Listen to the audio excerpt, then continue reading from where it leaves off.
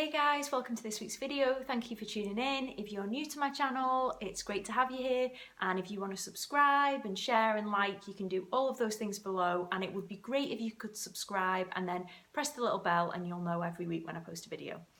All right, so today I want to talk to you about making meditation part of your daily practice, part of your daily life, whether you think that sounds impossible or it's something that you used to do but you've dropped off and you want to get back into. I'm going to talk about why meditation is really powerful, why particularly making it a daily habit is particularly powerful, and I'm going to talk in particular about Transcendental Meditation, or TM as you might have heard it shortened to.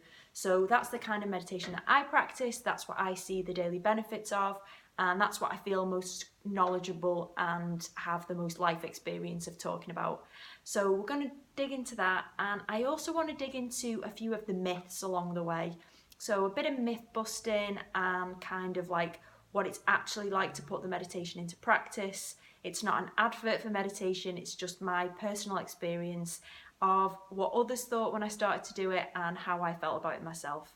Alright, so we'll start off with talking about how you learn to meditate and what kind of brings people to meditation and some of the reactions you might get when you say you're going to start to learn to meditate.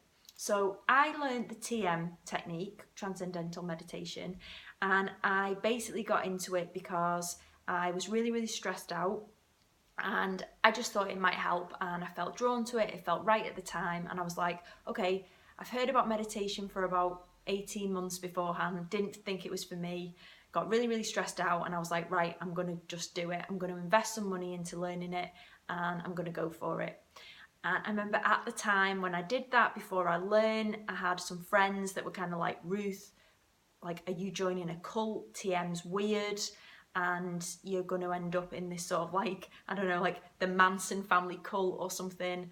And I was a little bit upset about that and I felt a little bit judged. So that's interesting. That was just my own experience, was that, yeah, I felt people were a little bit unsure about TM and maybe thought that it was a bit cultish. So just to give you my experience of it, it is definitely not cultish, it is not a religion, it is just a technique that you go along and you learn it at a centre, and there are centres around the UK, but it isn't a religion in the sense that you're not saying that you will not do things, you're not saying that you will abide by certain rules and go along to certain events and you have to pray or have any sort of beliefs. So like people of any religious faith, Muslim, Christian, Catholic, Jewish people can all learn to do TM. So it is not a religion. And so I didn't listen to those people that thought I was going to join a cult.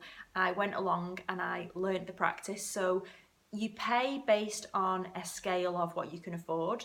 So that really just depends, and there are different scholarships for people, and if you're a really high earner you pay a little more to learn. So you can find out more about the investment if you go online. I'll post links below so that you can find out about that. And yeah, you basically learn, you're given a mantra. It's a mantra based meditation, so that is a sound that has no meaning or no attachment to it. So you're not going to be like given the word, I don't know, rose or orange or whatever, because then you'll have an attachment to that word. So the idea is this is a sound that has no attachment to it, and you are given that and you are taught the kind of the basics and initiated into how to practice twice a day, so 20 minutes twice a day. That's the traditional basic transcendental meditation technique, where you have this mantra and you do 20 minutes in the morning and 20 minutes late afternoon or in the evening as part of your practice. Now, that may sound a lot to you, and I want to do this video honestly and say that I do practice TM on the daily. So I always do my 20 minutes in the morning or 20 minutes in the evening, mostly 20 minutes in the morning, but I don't always do it twice a day. So I should really to get the full benefits, but I'm a realist and I think some days I do not have 40 minutes to dedicate, but every day I can make 20 minutes. And I always remember Tony Robbins saying that if you can't spare, his analogy was 10 minutes, but we can use 20 minutes. If you can't carve out 20 minutes in your whole day for yourself to meditate, if that's something that you want to start doing, then you need to ask some serious questions about your life and your kind of lifestyle and what you're dedicating your time to. So I think we can all find 20 minutes a day to meditate if it's something that we really, really feel like we want to do or we want to try. So that's what I would say about that, is that we can all find 20 minutes. Whether you want to disagree with me on that, that's okay. But I think that we should all, regardless of our life situation, be able to find at least 20 minutes. So we sit for 20 minutes, we have our mantra that we use, and I like to think of it, maybe we could just call it like quiet time as well. Obviously it's called TM, Transcendental Meditation, but it's also just a time for you to tune in to what's going on in your body, what's going on in your mind, and really just to myth bust on the idea that we're going to sit in meditation, we're going to sit in the lotus position, we're going to have our hands like this in this hand mudra. You know, this is all kind of marketing and the visual references we have of meditation. So I'm just sat in a chair now. I could literally just close my eyes and start my meditation. So it really isn't something where you need special clothes, special equipment, special postures, apart from being sat up and feeling like you're not like slumped over or lying down and you're going to fall asleep. It's good to be sat up and do it. But apart from that, there aren't any sort of cliches of what it should look like. And another cliche, which I used to hear loads in yoga class and it still annoys me now, is this idea of, this is your time to empty your mind of thoughts, switch off from the world. So in theory, it would be really nice if we could just press a button, flick a switch, and we could turn off our thoughts. But that is not, in my experience and other people that I speak to and mentors, like Maharishi Mahesh Yogi that founded TM, no one is telling you that you're clearing your mind of thoughts. So the mantra helps to bring you back and give you something to kind of help you to transcend and go deeper. But the thoughts are going to come up. It's going to be a process of, so imagine we're on the surface of the water and then we're going down for a little bit and then thoughts will bring us back up. We'll use the mantra, we'll go down again. So we're never really doing this deep dive, thoughts are gone and we're just down there for the whole time. It doesn't work like that. And I have so many thoughts in meditation. So just an example, I meditated this morning. I felt really quite stressed out and I had a lot of thoughts about how I got all about negative criticism about things I've done in work. They were the thoughts that were coming up in me from like some of them from years ago. So that made me very aware when I came out of the meditation that I was being quite hard on myself today and I was having a lot of negative thoughts, which then allowed me to think about how I was going to treat myself for the rest of the day. So I have been extra kind to myself. I've made myself some really healthy meals. I have reflected on really good friendships that I've got. I've reached out. I sent a card to someone before just to tell them that I loved them and just to do positive things that were going to counteract that negative thought pattern that I had become aware of only because I'd spent my 20 minutes meditating this morning. So it's really helpful to notice your thought patterns. And one of the funniest examples, which I always think about when I meditate, is Chris Ryan, Dr. Chris Ryan, who wrote Sex at Dawn. He's got a new book out called Civilized to Death. He talks about when he went and did Vipassana. So Vipassana is like a 3-day or a 10-day silent retreat, silent meditation. It's a Buddhist form of meditation. And he talks about doing it in his 20s and saying that he was basically just in a porn festival in his mind because like he was meditating, all he was thinking about was having sex and just like he just described it as a porn festival, which made me laugh because I loved that he was so upfront, because we do, you know, where does our mind wander to? All these different places. And don't feel bad if you're having like sexual thoughts or dark thoughts or kind of like creepy, perverted thoughts while you meditate. That is completely normal in my experience, so do not feel bad about those things. Chris Ryan has put it out there and made it okay for us to all admit to stuff like that. So you will experience thoughts. Some days your thoughts will be less. Some days you will feel like you've hardly even begun to think the mantra because your mind is so busy. So it will vary day to day, but stick with it and do not feel guilty if you experience thoughts during your meditation.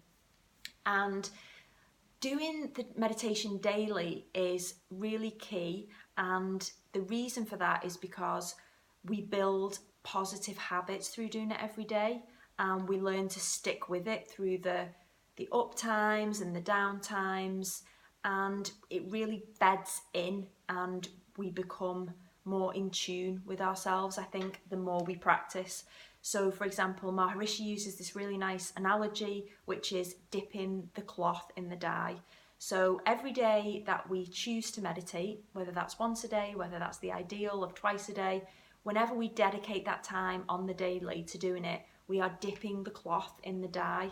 And then when we go back out into activity, the cloth is in the sun and the dye may fade a little. But if we choose to keep dipping it back in the cloth day after day after day, we will begin to see that that dye sticks more, and it may have been a pale yellow to start off with, but as we practice every day, the yellow deepens until it's a really rich sunshine yellow. So that's the kind of the value of doing it each day. And a more modern example, Jerry Seinfeld, who's an advocate and practiced TM for years and years and years, he says it's basically like your phone battery. So, you know, your phone gets tired, it gets depleted, and if you don't charge it, it's going to go dead. So think about TM as your charger. So you are the phone and TM is the charger. And it's like pulling the bow back on an arrow. So when we're in the meditation, we are charging up, we're building up that kind of like energy. And then when we come out, we are not tired and sleepy and kind of like, we're very energized because we've had that real quality restful alertness during our meditation that helps us to be even more focused and concentrated and productive and creative in our real everyday lives outside of meditation. And I'm trying to think if there's anything else I want to say about the power of the daily practice. So we've talked about how it can really help you when you come out of it and be more alert. It's okay to have thoughts, don't feel bad about that. Carving out that at least that 20 minutes, ideally the 40 minutes, so 20 minutes twice a day. But as I say, I'm not going to lie and say I always do that because I like to be honest, super honest in these videos. And not to be afraid if dark thoughts come up or kind of perverted thoughts come up or weird stuff gets brought up in the meditation. That's all part of it, and you are not alone and you are normal and weird just like everyone else. So they are the key things that I think are really good about having a daily practice. And I would say, you know, TM is a great one. Lots of people do it. Joe Rogan's been talking about it recently. We've got like Russell Brand and Katy Perry and David Lynch and all of these amazing people that talk about how much it can help you with your creativity, help you manage stress, PTSD, trauma. So TM is an incredible practice. I've been doing it now for, let me work this out, 13, 14, 15, 16, 17, 18, 19, so 7 years. And I have not done it every single day, but I've done it most days. Maybe there's like, I'd say like maybe 15 days out of 7 years that I've not done it, mainly just because of like being away or being sick or something. And the other thing actually that I wanted to mention in light of all the Amazon fires before I wrap up the video, and meditation is incredible in my opinion, and this was unexpected for me, was that as soon as I started it, within a few weeks, I felt like a bit of an ego death, or the ego kind of shifting, and I felt much more connected with everything around me. So this individualistic culture we live in, where it's all about me and my experience of the world and what's happening to me, that really shifted for me really soon after meditating. So I suddenly became very aware of like the food I was eating, and I actually went vegetarian and vegan, but then had to go back to eating the fish and meat afterwards. But I did that for about 4 years, and that was solely because I learned to meditate, because I became very aware of like my connection with other sentient beings. I became much more in tune with nature. I began to see nature in a whole different way. Like I'd be driving, I'd see birds of prey that I'd never noticed before. As I say, I stopped eating meat, and it was a truly phenomenal shift that I actually felt like I was at one with the nature around me. And that's something that Maharishi talks a lot about, that, you know, and people that take psychedelic drugs talk about this kind of shift in our consciousness and realizing that we are not separate to the tree I'm looking at out of this window, and I'm not separate to the animal in the field that I may have chosen to eat. You know, we are connected to all of these things, and meditation really heightens that. So if you're a meditator at the moment and you're really upset about the Amazon fires that are going on, you know, obviously people that don't meditate still experience these kind of feelings with nature, but nature support and that kind of like that new experience of being connected with nature was a beautiful, unexpected thing that I personally found when I started to do TM every day. All right, so I think I've talked enough about TM, and I think I've hopefully given you a taste of why it's great to meditate every day. Now, please share with me, like, I really want to know your experiences of transcendental meditation. Let me know your questions about transcendental meditation. I will do my best to answer them. And if I can't answer them, I know like 3 or 4 incredible TM teachers who will be more than happy to answer your questions.